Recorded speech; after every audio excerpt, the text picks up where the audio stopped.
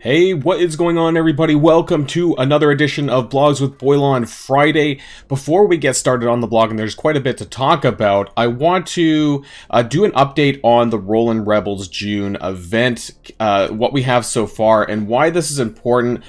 So I've basically crunched down what we have and where I think that we're going to get to so far. And I did this as a running tally for the A Force of Nature for May, and I'm doing it again for June. And just to remind people, you need 50,000 milestone points for this. And to get an unlock, you need 29,500 points and then 45,200 to get a 4-star. Now, we have the information of where most of these things are available. 6,000 points from Pride Inferno, which is actually week 2, which is a weird reversal from last month. 8,000 for the ongoing Victory Blueprints, and then 10,000 from the Ace of Raids Glimmer Bracelet. And so I've kind of like broken down a lot of where these extra points are going to be coming from, and where we've not gotten some. And that's why it's kind of weird, and I'm not entirely sure if we're going to get to the final milestone. But good news is we're very close currently to that second to last milestone, because like I said, it's this one, I'm pretty sure, the 45,200 to get the 4-star Dazzler now. So we're about 400 points shy of that one, which is good news, I guess. Just whether or not we're going to get to this last one, I'm not sure. And what's a bit lacking here is week 4. This is the brown, or whatever color this is here. And because all we have is Quick Rumble 4. We don't have, last month we had the Nico Minoru event, if you can see down here. So we don't have that for Roland Rebel. And I'm not sure if they're going to maybe replace this with another event. We could very well also have the Scourge event, Famine, running in through this. So I'm not sure if there's going to be extra points here or there. We also don't know how many 1 core offers we're going to get. Currently we have had none, and we didn't have that start to the June, the 1 to 300 random mail like we did in May. So there's a couple of places where we haven't gotten any extra disco balls where maybe that would help us push to that final milestone, which, to be honest, I kind of felt it was a bit whaley anyways. So that's just a quick update there for you all to get you going on for the rest of the weekend. And just to remind you that the Coordinated Assault, this is the ISO 8 Alliance energy spending. This is going to start this weekend on Saturday at Star Reset time as well. So that's everything to start. So let's go boil this blog down.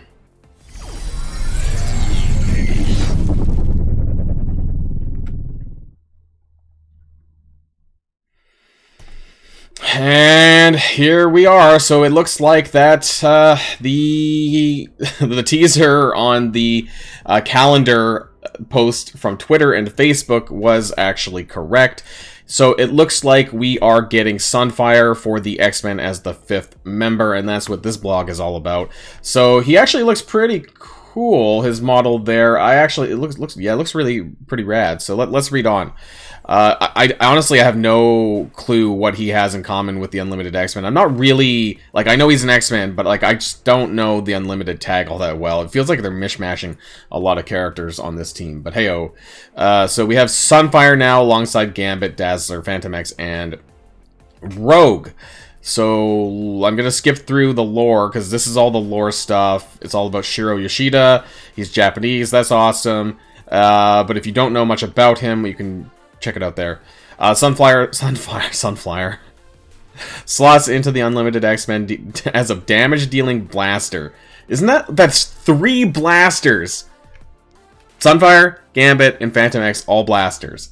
Instead of gaining his power from the sun, he heats up with Offense Up, which his kit revolves around. He gains Offense Up on Spawn and Cosmic Crucible. Unfortunately, it sounds like he's not going to get it outside of it.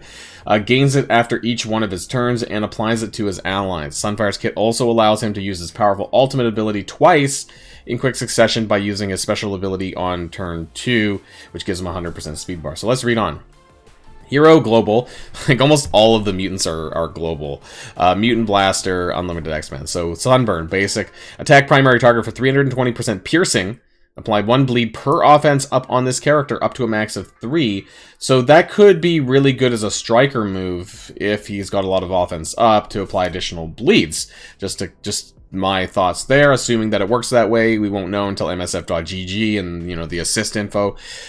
Special Solar Flare, holy crap. Okay, so you're definitely not using him, like, anywhere outside of Crucible or, like, one-shot places like War. Clear Disrupt from self, plus fill speed bar by 100%. At least he's doing this first. Gain offense up to a max of 5. Gain 2 counter up to a max of 3. Apply offense up and counter to all allies. Okay. Gain 5. Okay, here we go. It's still kind of, you know, that's still a 5-turn cooldown, I guess, but it's better than nothing. It's kind of weird that they did it that way, I guess. Ultimate Rain of Fire. Energy cost 6 out of 6. Attack all energy. Now, if you could use this in the right timing, you could use this also to get the energy back for the ultimate. So if you went ultimate first and then the special, is that what they just said above? Okay, that's probably what I missed. Attack all enemies for 200% piercing plus apply defense down for 2 turns. 200 seems a bit low. Gain off 75% damage per offense up on this character. So the stacking offense up. So the first one might be a bit weak, and then the second one's going to be stronger because you're going to get this. That's what it sounds like. At the end of this character's turn, clear all offense up on this. Oh. Okay, that's interesting. The attack is unavoidable, though. That's good. So it goes through evades, things like that. They can't dodge it. So that's nice there against, like, I don't know, web warriors or someone stupid that dodges a lot. Passive Fierce Loyalty. At the end of this character's turn, gain +1 offense up to a maximum of 5. Okay, so this will all stack up other than when you use the ultimate because it clears. In Crucible, on spawn, gain offense up for 2 turns.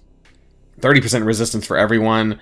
While this character has counter, gain 10% damage, and while this character has speed up, gain 10% speed. So it's kind of marginal. The speed's okay there, but the damage is not super significant there. Asgardian update. So we get... Alright, so the rumors were true as well. Which probably means then that, of course... And I find it funny because we don't even have the silhouettes yet. I don't think they're doing a silhouette this time for next patch, because I think it's really like next week. Which means that the Envoy video that they're going to get, which they always do, is going to be related to the Asgardians, most likely, unless they tell it to us here. The gods of Asgard were once helicarrier defense stalwarts. Prepare for the Asgardians are poised to return, oh Jesus, to war defense again. With the upcoming Hero Asgardian team. I kind of figured that was the case. You know, I said, I did talk about this a while back, that they would just dump the villains and then add in some new characters. We'll reveal the two new recruits next week, because the patch is most likely next week, of course, so get ready for that. But until then, here's the look at the ability and stat upgrades. So let's take a look. So Heimdall was actually kind of the worst character, probably worse than Sif. And I'm not super impressed with these stat bumps. That damage, I'm not sure if that's significant enough for him. But let's read on the kit changes, because that might be important. So we know the old just wasn't really that good. So what have they added?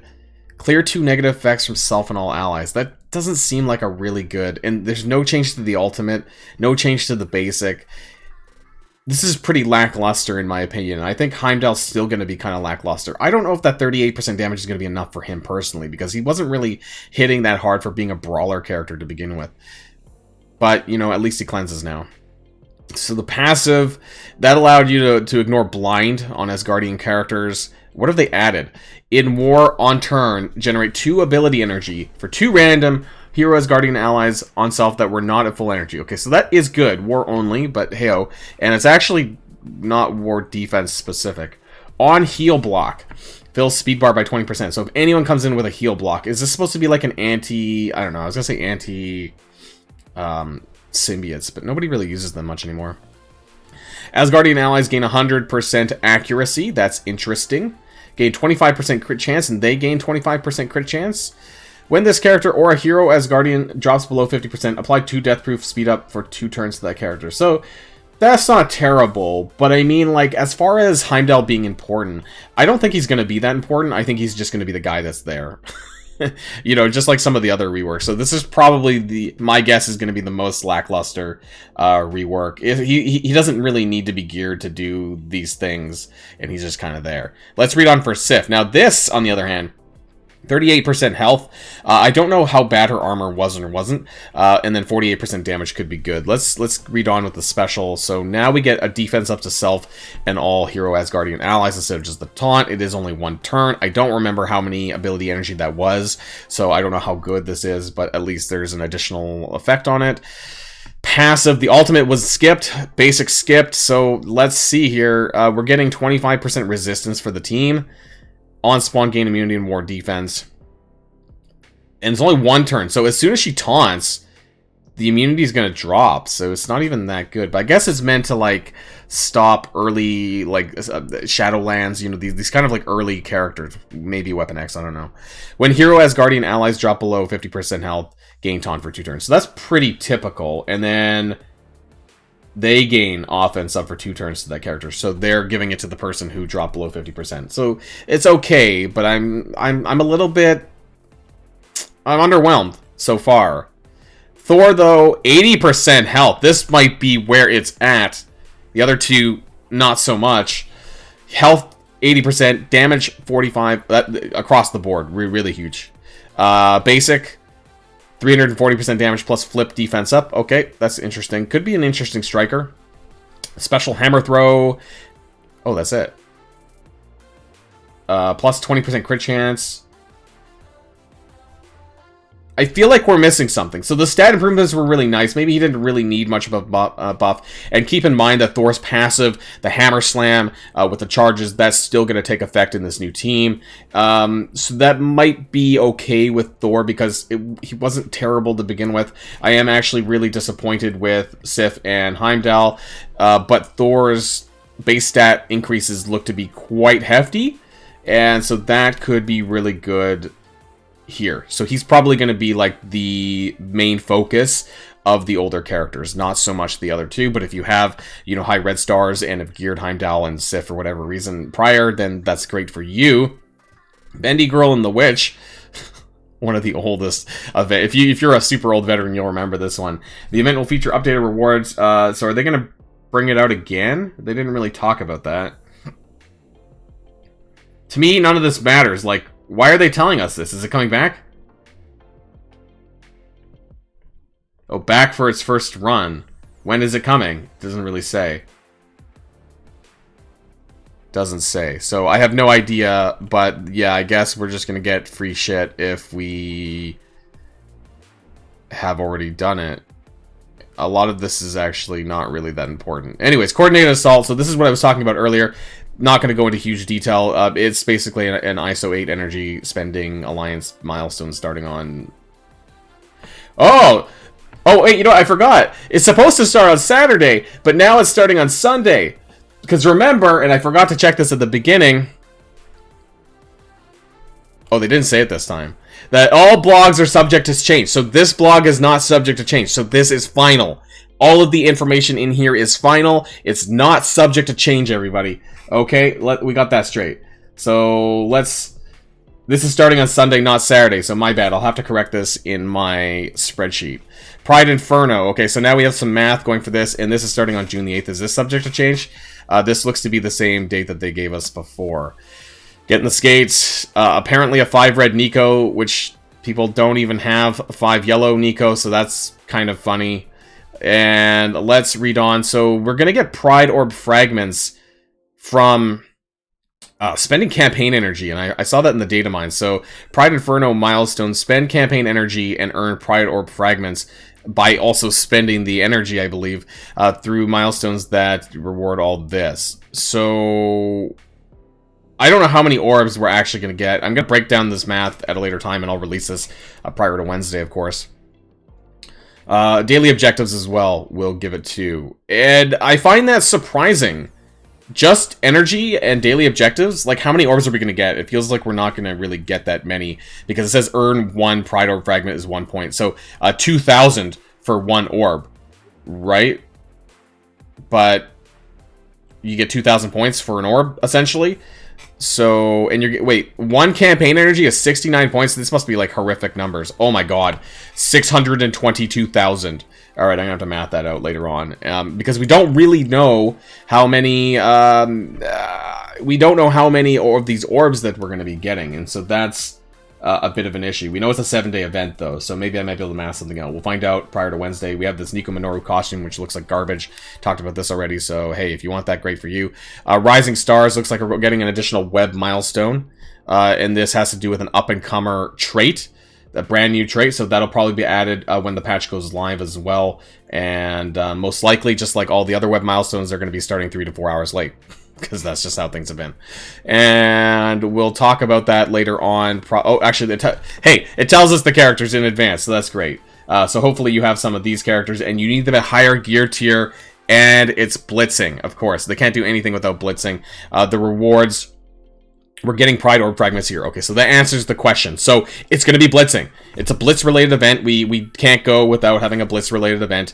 You're going to get additional Pride Orb Fragments here, which are going to be important to the milestone above. So, I'll math this out as well. How many of these Orb Fragments that are going to be there. And, of course, we have the second Quick Rumble Blitz, which is going to be for Brotherhood this time. So hopefully you have them at high gear tier, high star levels, yellow stars, because that's what you need for this. Weekly events, though, we have Shatterstar Blitz on Sunday. We have Phoenix coming back. We have Brotherhood, of course, and then Payday next Friday. I could use some more gold prior to the Famine Scourge event, so that's helpful. Hope everyone has been working on their Young Avengers, by the way, because that's going to be really important with probably Famine in the next couple of weeks. My guess is, I would say, like the 3rd or 4th week of this month. So get prepared and do all that stuff. Hope you guys have an awesome weekend, and of course, until next time, stay safe and healthy, and I'll see you all later. And Boilon signing out for the weekend.